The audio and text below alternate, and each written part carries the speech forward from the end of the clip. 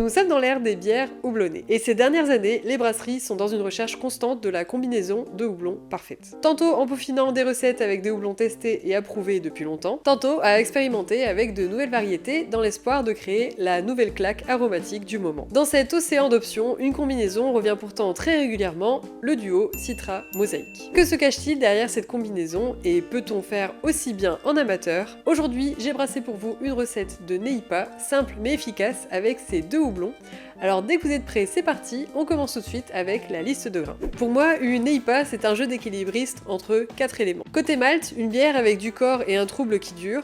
Côté houblon, pas ou très peu d'amertume et des notes citriques, de fruits tropicaux ou encore de fruits à noyaux. Pour la liste de grains, je suis partie sur 3 grains différents.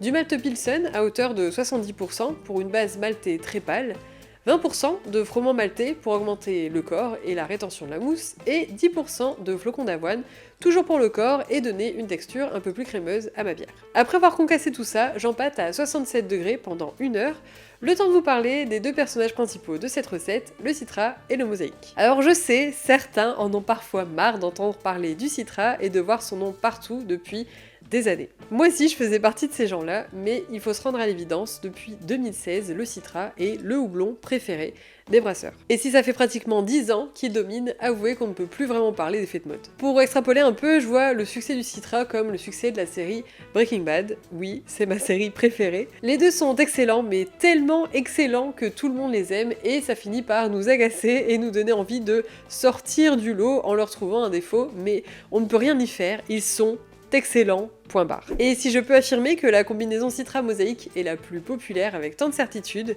c'est que ça se traduit très clairement dans les différents sites sur lesquels je m'appuie pour faire mes recherches. Au hasard, Beer Maverick,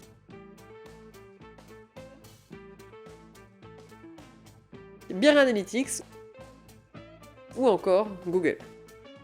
Pour revenir au Citra, j'ai moi aussi essayé de m'en détacher pour explorer d'autres horizons, et d'ailleurs, comme vous pouvez le constater sur cette chaîne, vous ne trouverez que très peu de cette variété dans mes recettes. Pourtant, comme certainement pas mal de brasseurs, c'est l'un des premiers houblons que j'ai voulu tester à mes débuts. Et bien qu'il me fallait pas vraiment une raison de plus pour me convaincre de tenter la chose, je peux tout à fait confirmer cette tendance en vous disant que le Citra et le Mosaïque, ce sont les deux houblons les plus vendus sur mon site, et ce, depuis nos débuts. Petit aparté ici, cette vidéo est sponsorisée par moi-même, et tout ce week-end, profitez de notre vente flash sur le Mosaïque, notre houblon du mois de février. Ok, fin d'aparté, revenons à notre brassin. L'empâtage est terminé, la densité pré-ébullition prise, il est maintenant temps de porter à ébullition. Et là, c'est pile le moment d'ajouter, bah rien en fait. Enfin si, un protafloc et des nutriments à 10 minutes de la fin, mais c'est tout. Neipa oblige, j'ai préféré attendre l'étape suivante pour faire mon premier ajout de houblon. Pourquoi? Comme je le disais tout à l'heure, la Neipa est un style dont l'équilibre repose principalement sur sa base maltée et l'expression intense des notes aromatiques de son ou ses houblons. Les principaux responsables de ces notes aromatiques? Les huiles essentielles. Dans le houblon, il en existe plusieurs dizaines, présentes à une intensité plus ou moins importante selon la variété,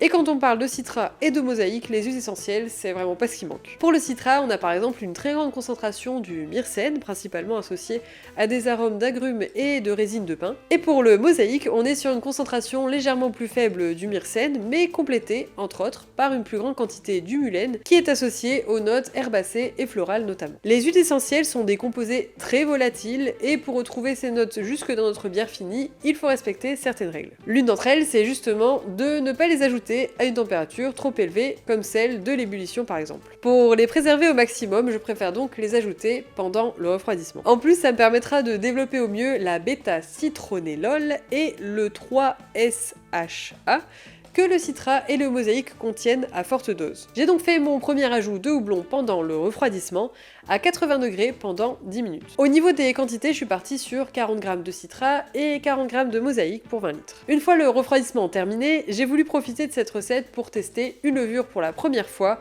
la levure Pomona. La Pomona, c'est le fruit de la collaboration entre deux grands laboratoires, l'allemand et Escarpment Labs. Cette levure est un peu particulière pour moi puisque ça fait bien 1 an que je veux l'utiliser. Et en écoutant ça, vous avez peut-être tiqué en vous disant que ça doit faire à peu près 6 mois à peine que cette levure est sortie, mais il faut savoir qu'à la base, elle existait déjà sous forme liquide chez Escarpment Labs, et certains d'entre vous ont même peut-être eu la chance de la tester. Si c'est le cas d'ailleurs, n'hésitez pas à vous manifester dans les commentaires pour nous en faire un retour. Bref, elle me semble simplement parfaite pour cette recette puisque sur le papier, elle peut développer des notes d'agrumes et de fruits tropicaux, en plus du fait que, toujours d'après l'étude de l'allemand, elle maximiserait la conversion des terpènes et de notre fameux bêta-citronellol qu'on a mentionné tout à l'heure. Une fois la levure ajoutée, j'ai mis tout ça à fermenter pendant un bon 3 semaines et ensuite j'ai transféré dans un cake pour faire mon dry hop. Ici j'ai ajouté 100 g de citra et 100 g de mosaïque, ce qui nous donne un total de 10 g par litre de dry hop. Encore et toujours en me basant sur l'étude de l'allemand, avec ce dry hop j'ai espoir de développer de nouvelles notes, comme une nouvelle couche de notes citriques mais aussi des notes de pamplemousse, de raisin et de cassis. Et d'ailleurs quand on y regarde de plus près, on peut voir qu'avec simplement ces deux houblons, on couvre la quasi-totalité des notes répertoriées dans le tableau de l'allemand, un argument de plus pour les unir dans cette recette. Et maintenant qu'on a dit tout ça, il est temps de constater le résultat par nous-mêmes. Bon, déjà, même sans avoir le nez dans le verre, on a direct vraiment les notes tropicales. Je dirais qu'on est sur la mangue, le fruit de la passion, et ce qui m'a pris tout de suite le nez aussi, c'est le côté citron. Bon, j'ai pas eu tout l'impression d'avoir un côté floral, ni de raisin d'ailleurs. Ouais, c'est vraiment ça, mangue, fruit de la passion, citron. Bon, on va goûter ça. Bon, bah j'ai l'impression que tout ce que j'avais au nez, je le retrouve dans la bouche. Là, je dirais que c'est un peu l'inverse, j'ai l'impression d'être d'abord sur le côté citrique, et après, il y a les fruits tropicaux qui viennent se mélanger, mais on est vraiment sur quelque chose qui est assez harmonieux. En fin de bouche, en fait, j'ai l'impression que je viens de croquer dans un bonbon aux fruits. Bon, une chose est sûre, c'est que je valide à 100% le combo citra mosaïque, que ce soit fait par une brasserie ou un brasseur amateur ou une brasseuse amatrice, c'est vraiment un combo qui tue, vraiment qui fonctionne très très bien. Et si vous voulez découvrir d'autres idées de houblon, de combinaison, ou d'ailleurs de houblon seul dans une IPA ou une NEIPA, j'ai d'autres recettes sur cette chaîne, comme par exemple mon Nazy IPA au houblon Alora qui se trouve juste ici.